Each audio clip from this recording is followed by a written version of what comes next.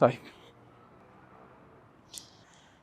طيب السلام عليكم يا شباب، ايه الاخبار؟ يا رب يكون بخير. فيديو جديد بقى من السيت اب برضه الجميل بتاعنا، الترابيزه البني والقرص البني والورد والشجر والاجواء الجميله المتواضعه بتاعتنا دي. طيب في الفيديو ده بقى احنا هنلغي وهنهرف ايه في موضوع مهم قوي بعد برضه اللي هو ايه غياب طويل.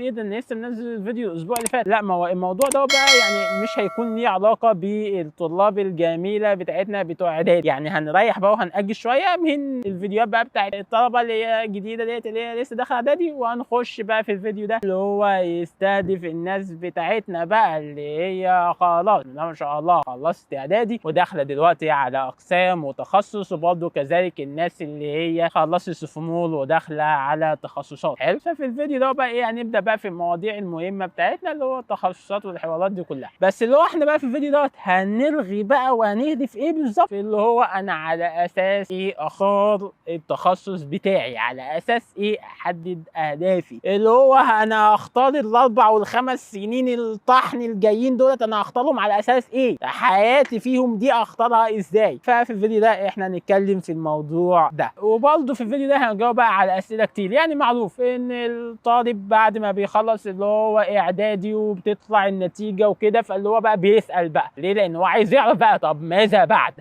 حلو خلصت اعدادي، ماذا بعد بقى؟ تمام، عايز بقى يعرف حياته بقى اللي هو ايه هتبقى عامله ازاي بعدين. واللي هو بقى في الفتره دي بتتكرر الاسئله دي، اهو سؤال زي ده اللي هو انا كهرباء ولا اتصالات ولا باور. ففي الفيديو ده احنا هنلغي في المواضيع دي، وغير بقى طبعا اسئله البت ابتهال اللي هي كانت قاعده جنب ابن عمتها حسناء، اللي قعدت لعبت في دماغها وقعدت تقول لها ده قسم مش عارف ايه ما ينفعش للبنات، ده تخصص ايه للولاد اكتر، وبتيجي بقى بتتعبنا احنا. غير برضه الواد مش عارف مين اللي كان قاعد مع ابن عمه اللي قال له ده قسم مش عارف ايه بيقبض بالدولار، وقسم مش عارف ايه بيعمل روبوتات، وايه هو المستقبل والقمه. بس بقى في الفيديو ده احنا ان شاء الله باذن الله هنلم المواضيع دي كلها. حلو. طيب الفيديو ده برضه هيستهدف مين عشان نكون عارفين؟ يعني بصفه عامه اي حد حرفيا داخل على تخصص، سواء انت لسه مخلص ثانويه عامه واللي هو عايز تعرف ايه الكليه المناسبه ليك، في هندسه، في اي كليه فيها تخصص، الفيديو ده هو يكون بيستهدف الناس دي.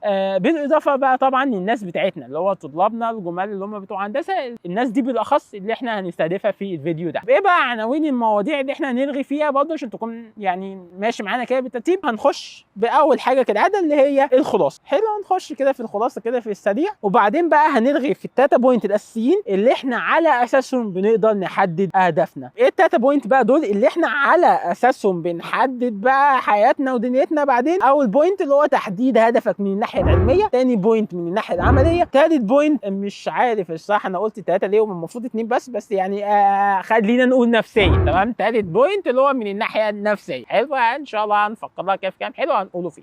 تمام. طيب هحاول بقى برضه اللي هو ايه بعد كل بوينت اللي هو انا هقول لك تعريفها، يعني ايه اللي هو مثلا يعني ايه احدد هدفي من الناحيه العمليه، يعني ايه تعريف البوينت دي. حلو، واللي هو بقى برضه هقول لك ازاي نعمل ده. حلو. طيب نبدا بقى يا صاحبي بالخلاصه. يعني ايه يا صديقي الصدوق الخلاصه؟ قول لي الخلاصه على طول. عايز يا صاحبي الخلاصه؟ حرفيا الخلاصه في كلمتين، ايه هما؟ بص يا صاحبي، بص يا صديقي الصدوق، حرفيا يا صاحبي انت طول ما انت عارف انت عايز ايه وهتعمل ايه حرفيا انت هتنجح وهتستريح قوي. طيب يعني ايه؟ هفصصها لك كده اللي هو على كام مثل. طيب اول مثل ايه هو؟ حكايه كانت حصلت كده اللي هو ايه زمان. كان زمان عندنا صاحبنا حلو، الراجل دوت بعد ما خلص اعدادي، واللي هو اعدادي مش اللي هي ايه هندسه، لا اعدادي اللي هو اعدادي مدرسه. حلو، الراجل دوت قال لك ايه باختصار في السريع كده؟ قال لك اللي هو والله انا هخش ثانوي عام. حلو، ومن ثانوي عام ان شاء الله باذن الله هخش اللي هو بعد اول سنه ادبي، وبعد ما اخش ادبي اشد حيلي وان شاء الله باذن الله انا هخش حقوق. طيب ليه بقى يخش حقوق؟ لان هو ابوه شغال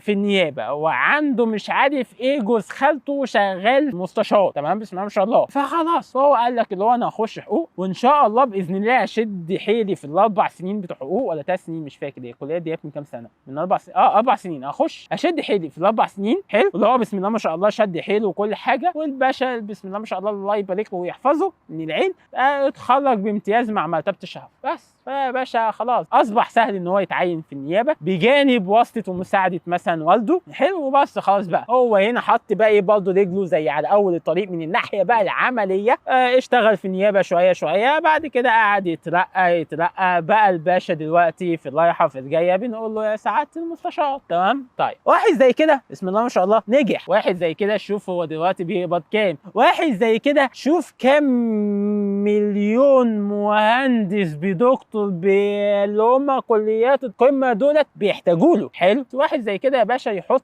على مين؟ ليه بقى؟ لان هو بسم الله ما شاء الله تميز.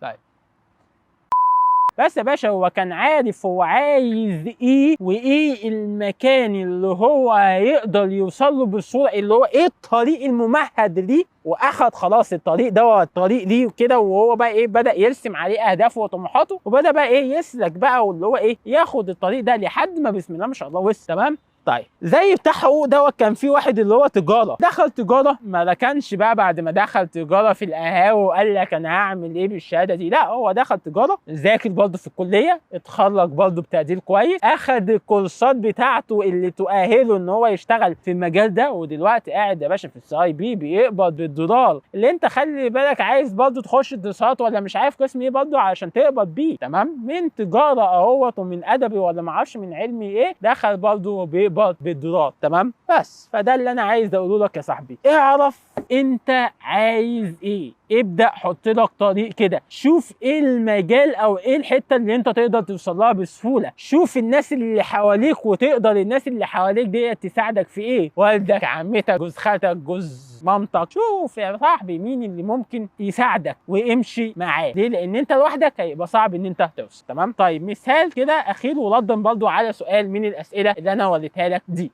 كان واحد صاحبنا كان لسه قايل لي من كام يوم بيقول لي يا صاحبي انا نفسي اشتغل في العربيات. حلو. طيب اخش سيارات اللي هو ميكانيكا، يعني سيارات تخصص في الميكانيكا، اخش سيارات علشان اللي هو اشتغل في العربيات، ولا اخش ميكانيكا باور عشان لو لا قدر الله الدنيا خسعت معايا وما لقيتش الشغل في سيارات والعربيات الكهرباء انتشرت وطلعت والحوارات دي كلها اكون مأمن نفسي، واللي هو برضه عشان انا في ميكانيكا باور هيبقى عندي الفرصه ان انا اشتغل في العربيات. رحت قلت له ايه؟ قلت له شوف يا صاحبي انت عايز ايه برضه، شوف خد بالك، قلت له ايه؟ قلت له شوف انت عايز ايه، عايز ايه من ناحيه ايه؟ قلت له شوف هل انت عايز تشتغل في العربيات علشان انت بتحب العربيات والعربيات ديت مثلا هوايه من صغرك وانت حابب تدرس العربيه من الاي تو زد ومن يعني اللي هو تعرف اهميه وفكر كل مسمار وكل صاموله في العربيه، ولا انت مجرد عايز تشتغل في العربيات وبس، انت عاجبك الشغل عايز تشتغل مثلا في العربيات وبس من غير اللي هو ما تدرس قوي، انت عايز اللي هو مجرد تشتغل مثلا او تحط رجلك في المجال دوت، واكيد مجرد ما حطيت رجلك في المجال دوت هتفهم كل حاجه لوحدك من غير دراسه. قلت له كده، قلت له هل انت حابب المجال دوت وعايز تدرس واللي هو انت هتستمتع بدراسه دوت بدراسه شغل وكده، ولا مجرد عايز تشتغل في العربيات؟ حلو. بس قلت له لو انت عندك استعداد ان انت تاكل وتشرب وتقوم وتصحى على عربيات، تدرس العربيه من الاي تو زد، خش سيارات، هتدرس هتستمتع. لو انت عندك استعداد واللي هو لو انت هتستمتع يعني بده، لا خش سيارات هتستمتع ويبقى عندك فرصه كويسه بعدين ان انت تشتغل طبعا في العربيات. لكن لو انت لا انت عايز مثلا تشتغل في العربيات وبس وخلاص، انت حابب العربيات وعايز تشتغل اي حاجه مثلا في العربيه، عايز مثلا تشتغل في المحركات بتاعه العربيات، مش مهم حاجه معينه في العربيه، انت حابب تشتغل في العربيه وبس مش مهم بقى ومع الوقت هتتعلم وحاجات زي كده، لا انت كده خش باور. ليه؟ لان انت لما تخش باور عندك برضه مادتين في باور، طبعا بعيدا عن ان انت هتدرس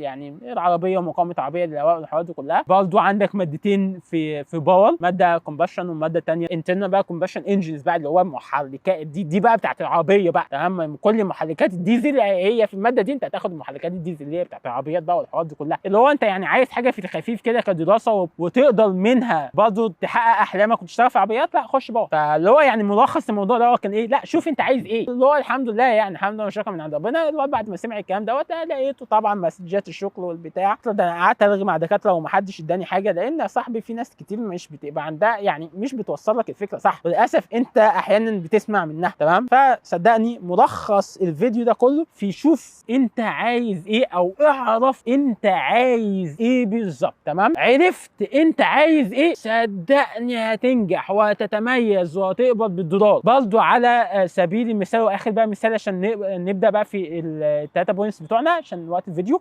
كان واحد صاحبي بسم الله ما شاء الله اخته في مدني. تمام؟ مدني دلوقتي، وان شاء الله باذن الله هنعمل فيديو عن مدني وهجيب لك اول على دفعه مدني يتكلم عن مدني وانجازات مدني والحوار واهميه مدني والشغل وسوق عمل مدني الجبار الكتير الغالي مع الناس المتميزه. ان شاء الله باذن الله هنعمل ده كله. بس يعني مهم زي ما قلت لك معروف ان مدني يعني بين الطلاب ان مدني ده قسم منيل ب 60 نيله، ده قسم الطلاب فيه كتير قوي والعدد فيه كتير جدا، فالناس سعرهم رخيص واللي هو بتتعين ب 3000 جنيه و4000 جنيه. ده المعروف. اقول لك بقى يا صاحبي، عندنا بسم الله ما شاء الله واحد يعني زميلي صاحب معرفه كده، اخته بسم الله ما شاء الله خريجه مدني، هي حابه تقريبا المجال او حابه مدني. تمام؟ بنتي بسم الله ما شاء الله حابه السن والحصى والرمل والاسمنت والمونه والطوب والحاجات دي كلها والخرسانه، هي حابه الكلام ده. المهم يعني بعد ما اتخرجت من الكليه حضرت ماستر MBA اللي هو ماجستير اداره اعمال. بسم الله ما شاء الله دلوقتي شغاله وبتقبض ومعدي.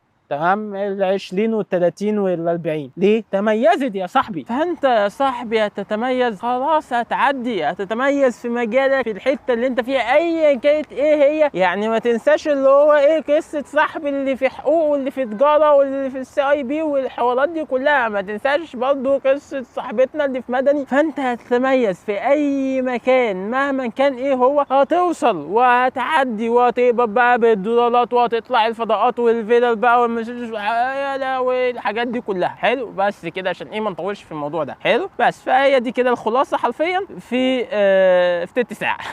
تمام؟ او ما اعرفش هي تلت ساعه على قد ايه. طيب نخش بقى في البوينت اللي بعد كده علشان ننجز ايه بسرعه. ايه اللي هي التلاته بقى بوينتس اللي احنا قلنا عليهم، اللي انت على اساسهم بقى فعلا هتقدر تحدد هدفك صح، اللي انت تقدر بقى ايه من خلالهم. مثلا لو انت قعدت مع نفسك فيهم كده قاعده محترمه تقدر ترسم لك طريق ايه كويس. هنبدا باول بوينت بقى اللي هي ايه هي من الناحيه العلميه. ازاي تحدد هدفك، ويعني ايه تحدد هدفك من الناحيه العلميه؟ يعني ايه ببساطه تشوف يا صاحبي ايه القسم وايه التخصص اللي انت هتقدر تستوعب محتواه الدراسي، المناهج، ايه التخصص اللي المناهج بتاعته مش هتبقى تقيله على قلبك، ايه التخصص اللي انت هيبقى عندك القدره ان انت تذاكر ال 24 ساعه في الاربع ايام ورا بعض من غير ما تزهق، ايه تخصص اللي المواد بتاعته مثلا لو انت في حاجه فيها مش فاهمها يبقى لا عندك القدره والخلق ان انت تسلش بقى على جوجل والنت وتحضر دكتوراه وماجستير فيها علشان خاطر تفهمها. اللي هو لا انت مش هتقول ما انا خلاص ما الماده دي مش مهمه بالنسبه لي، انا محتاج اللي هو ايه اعديها وخلاص عشان انجح. تمام؟ التخصص لا اللي انت بتستمتع بدراسه محتواه الدراسي. طيب ده يعني ايه؟ طب ازاي نعمل ده بقى باختصار؟ مثلا ابسط حاجه ممكن تعملها، ارجع يا صاحبي لاعدادي. فاكر مواد اعدادي؟ ارجع لمواد اعدادي. ليه؟ لان انت عندك في اعدادي اخدت شويه مواد يعتبر هي البيزكس لبعض مواد ثانيه في تخصصات. زي ايه مثلا؟ يعني انت عندك مواد زي مواد الانتاج والرسم الهندسي والداينامكس، خلاص دي مواد معروف ان دي مواد ميكانيكا. ماده زي البروجيكشن خلاص معروف ان الماده ديت ماده عماره. عندك ماده زي الاستاتيكس، خلاص معروف ان الماده ديت ماده كهرباء. ماده مثلا زي الماث 1 والماث 2 والفيزيكس بقى والالكتريسيتي الحاجات دي كلها، خلاص معروف ان المواد ديت دي مواد كهرباء. صح انا قلت كهرباء، الاستاتيكس قلت كهرباء، دي مواد كهرباء، الاستاتيكس هي اللي مدني. فشوف بقى يا صاحبي انت ايه من المواد دي اللي انت كنت بتذاكرها كده فرحان بيها. مثلا يعني حاجه مثلا زي ماده الانتاج، هل كان عندك خلق للورش وبتتبسط وانت داخل الورش وحاسس ان انت مهندس من المواد ديت ولا لا؟ ماده زي الرسم الهندسي ماده. طيب لو عايز بقى مثلا تعلى بالجريد بقى اكتر تعمل ايه؟ تسلش بقى يا صاحبي. زي ايه مثلا؟ برضه اقول انت مثلا دلوقتي محتار ما بين اتصالات مثلا وميكاترونكس، ولا باور كهرباء وباور مثلا ميكانيك. سهلش بقى شوف في التخصص هنا بيدرسوا ايه بالظبط والتخصص هنا بيدرسوا ايه بالظبط. ولو انا بقول لك سلش مش تذاكر وتحضر بقى الماجستير والدكتوراه، لا انت سلش خد بس عناوين المواد حطها في جوجل، هتطلع لك ويكيبيديا تعريف الماده ديت. اقرا بس عن المواد ديت وتعريفاتها، وانت بتقرا عن تعريفات المواد دي انت بقى هترتاح لحاجه معينه. يعني في مواد تخصص كده معين هتلاقي نفسك وانت بتقراها انت بتبتسم وحابب تعرف اكتر عن ايه المواد ديت وبيدرسوا ايه تاني اكتر، وهتلاقي نفسك لا ده انت بتسلش وبتخش على يوتيوب بتسمع محاضرات كمان. فلا دي خلاص دي بقى بتبقى هنا ايه اشاره بقى ايه من عند ربنا، وصلك انت فكره. طب هل الموضوع دوت فعلا فعال ومؤثر الموضوع ده صح؟ ايوه فعلا صح. وحصل مع واحد صاحبي قبل كده برضه. اديك مثل تاني، كان عندي واحد صاحبي انتيمي حرفيا، كنا انا وهو ايه باختصار كده بسرعه، انا وهو خلاص كنا موضبين وقلنا ان احنا هنخش اللي هو ايه خلاص احنا ميكانيكا مع بعض. حلو. المهم ايه اللي حصل؟ جينا في الرغبات وبتاع، انا بقى في دماغي ان هو ايه عملت ايه يا ولدي، خلاص يا باشا انا ميكانيكا هي اللي فوق ومش عارف ايه. قلت له بس خلاص احنا كده هنخش دورش بقى وهننطح بدماغنا والحوارات دي كلها. جت بقى وقت نتيجه التنسيق والرغبات، انا بساله اللي هو خلاص بقى عشان كده رسم نطمن، لقيته نزل لي بالسكرين المتينه اللي كسرتني والله العظيم، اللي هي بتاعت مدني بقى. لقيته بيقول لي انا